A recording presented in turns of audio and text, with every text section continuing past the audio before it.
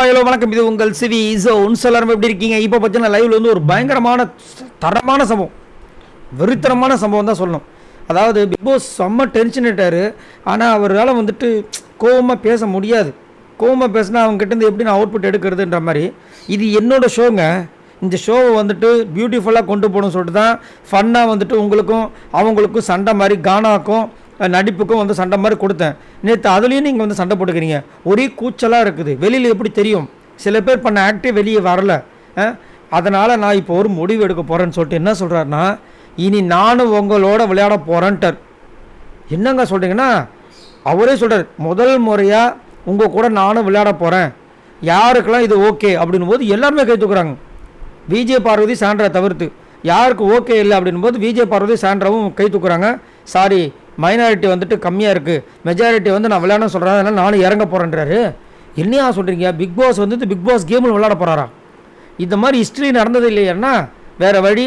நீங்கள் சொல்கிறத, அதாவது நான் சொல்கிறத நீங்கள் கேட்க போகிறது கிடையாது. எல்லோரும் கைமையாக கத்திட்டு தான் இருக்க போகிறீங்க. எஃப்ஜே எல்லாத்துக்கும் கத்திட்டு தான் எப்படிப்பா அப்படின்னு அவரை கலாய்க்கிறாரு. சபரி, எப்போ நீங்கள் தலையாக இருக்கீங்க, எப்போ நீங்கள் வந்து பிரஜையாக இருக்கீங்கன்னு சத்தியமாக எனக்கு புரிய மாட்டுதுன்னு அவரை கலாய்க்கிறாரு. கானாவனத்தை வந்து செம்மையாக கலாய்ச்சிட்டார். சாண்டியோ என்னோட சிஷியனோட ஃப்ரெண்டு தான் நீங்கன்னார். இந்த மாதிரி சொன்னது கிடையாது. ஆமாங்க, யார் அப்படின்னு சாண்டியோ. அவர் இந்த வரைக்கும் கோவப்பட்டு நீங்கள் பார்த்துருக்கீங்களா கேட்டார். அவர்கிட்ட ஃபன் எப்போயாவது குறைஞ்சது நீங்கள் பார்த்துருக்கீங்களான்னு அழ ஆரம்பிச்சிட்டார்.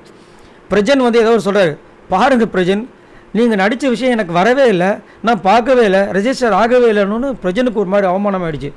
எல்லாரையும் தனித்தனியாக கூப்பிட்டு கலாய்ச்சிட்டார். திவாகரை கலாய்க்கிறார். கடைசியில் தான் வந்து இந்த விஷயத்தை சொல்கிறார், ப்ரொமோட் பண்ணுற விஷயங்கள். விஜய் பார்வதியை வந்து தர்பீஸ் ராஜாங்கத்துக்கு ராணியாக ப்ரொமோட் பண்ணுறேன், நம்ம இவரை வந்துட்டு விக்கல் சுக்கிரமை வந்துட்டு கானா இதுக்கு வந்துட்டு ப்ரொமோட் பண்ணுறேன். இப்போ உங்களுக்கு வந்து மன்னராக இருந்ததுனால தானே இங்கே இருக்கிற வாத்தியத்தெல்லாம் உங்களால் வாசிக்க முடியல கானா வினோத், இதுக்கப்புறம் ஃப்ரீ ஆக்கிறேன், எல்லாத்தையும் என்ன பண்ணுறீங்க நான் பார்க்குறேன் அப்படின்ற மாதிரி போட்டு தாக்கிட்டார். இது என்னோட வீடு சரிங்களா? இங்கே நான் வந்துட்டு எது எப்படி கொண்டு போகணும் இந்த பிக் பாஸ் சீசனை, நீங்கள் வந்துட்டு அதை ஒழுங்காக கொண்டு போகிற மாதிரி தெரியல.